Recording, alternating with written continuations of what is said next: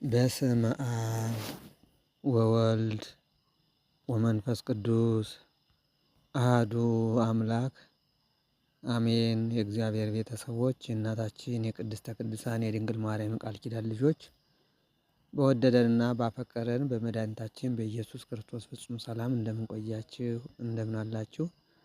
አሜን ብለን እንድናመሰግነው ይችን ሰዓት ይችን ጊዜ የሰጠን የፈቀደልን የአባቶቻችን አምላክ በእድሜያችን ላይ ተጨማሪ እድሜ የሰጠን እኛ ከማናውቀው እሱ ከሚያውቀው ልዩ ልዩ ፈተና ጠብቆ እስከዚህ ሰዓት ያቆየን ቅዱስ እግዚአብሔር ስሙ የተመሰገነ ይሁን። ወዳጄ ሆይ ሰው አስፈራርቶ ያውቃልን? እንግዲያውስ በሰማያት ወዳለው ጌታ ተፋጠን፣ ምንም ክፉ ነገር አይደርስብህም። እንዲህ በማድረጋቸው የቀደሙ ሰዎች ከመከራቸው ሊድኑ ችለዋል። ወንዶች ብቻ አይደሉም ሴቶችም ጭምር እንጂ። አስቴር የምትባል አንዲት ዕብራዊት ሴት ነበረች። ይቺ አስቴር ሊጠፉ ሲሉ በዚሁ ዘዴ መላ እስራኤላውያንን ታድጋቸዋለች።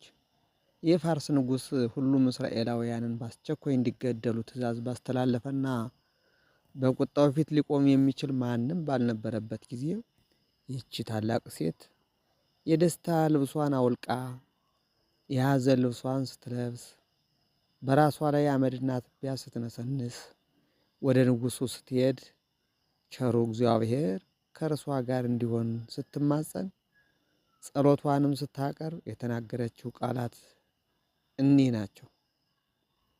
ጌታ ሆይ ቃሎቼ በአንተ ዘንድ የተወደዱ ይሁኑ፣ በአንደበቴም በጎ ነገርን አድርግ። መጽሐፈ አስቴር ምዕራፍ 4 ቁጥር 17።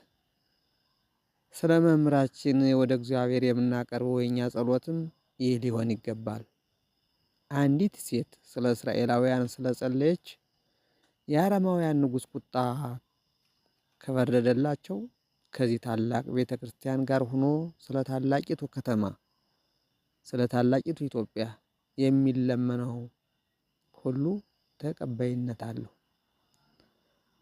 መምህራችን ኢየሱስ ክርስቶስም ከዚህ በበለጠ መልኩ ቸርነትን ያደርግልናል። እግዚአብሔርን በመበደል የተሰረቱን ኃጢአቶች የመፍታት ስልጣን ካለው ንጉሡን የበደሉትን ደግሞ ይበልጥ ሊፈታቸውና ከቁጣው ሊሰውራቸው ይችላል። እርሱ ራሱም ገዥ ነው። ገዥነቱም ከሌላው ሁሉ የከበረ ነው። ምክንያቱም በንጉሡ ላይ ተፈጻሚ የሚሆኑ ቅዱሳት ሕጎችም ቢሆኑ ተፈጻሚ የሚሆኑት በርሱ ነውና። ከላይ ካሪያም በጎ ነገርን ሲፈልግ ንጉሡ ወደ ካህኑ ይሄድ ዘንድ አለው።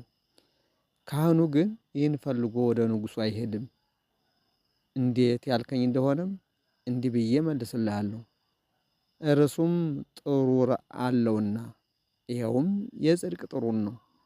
መታጠቂያ ቀበቶ አለው፣ እርሱም የእውነት መታጠቂያ ጽድቅ ነው። እጅግ የተከበረ ጫማ አለው፣ እርሱም የሰላም ወንጌል ነው።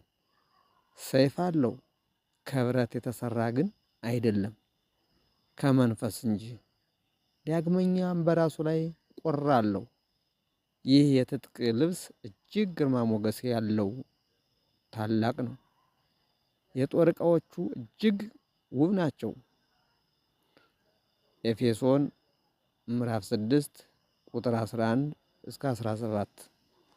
የንግግር ችሎታው ታላቅ እንደዚሁም ኃይልን የተሞላ ነው። ስለዚህ ከስልጣኑ ከፍተኛነት፣ ከሰውነቱ ታላቅነት፣ ከሁሉም በላይ ደግሞ በእግዚአብሔር ባለው ተስፋ ንጉሡን በነፃነትና በማስተዋል ያናግሯል።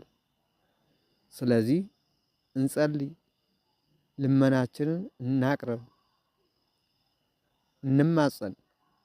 ወደ ሰማያዊ ንጉሥም ብዙ እንባ የተመላ መልእክተኛንን እንላክ እንጂ ስለ ደህንነታችን አንስጋ።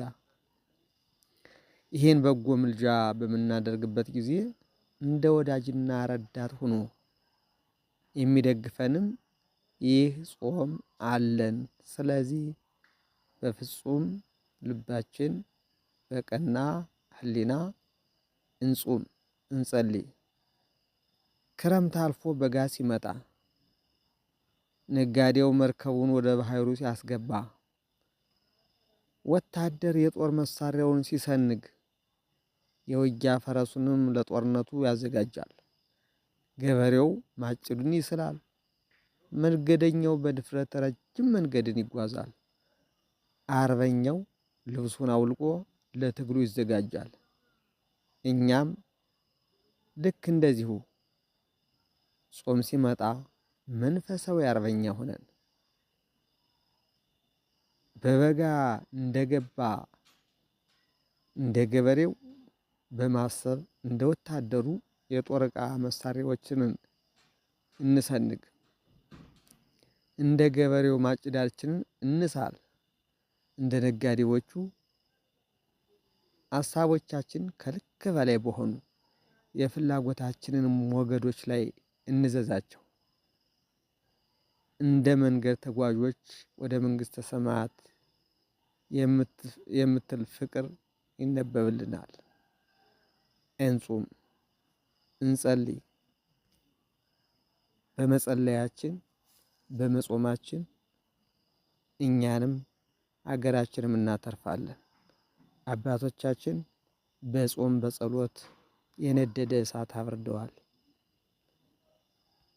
ከእሳት ገብተው እሳቱን እንደ ቀዝቃዛ ውሃ አድርገዋል። እኛም በሀገራችን ላይ የወረደውን እሳት የመጣውን እልቂት፣ ጦርነቱን፣ መገፋፋቱን ሁሉ ማስወገድ የምንችለው በዚህ ታላቅ ጾም ነውና በፍጹም ልቦናችን በቅንነት እንጹም። እግዚአብሔር ሆይ ጾሙን ጾመን ለማበርከት ለብርሃነ ትንሣኤህ በሰላም አድርሰን። እንባችን ጾማችንን ሁሉ ተቀበልልን።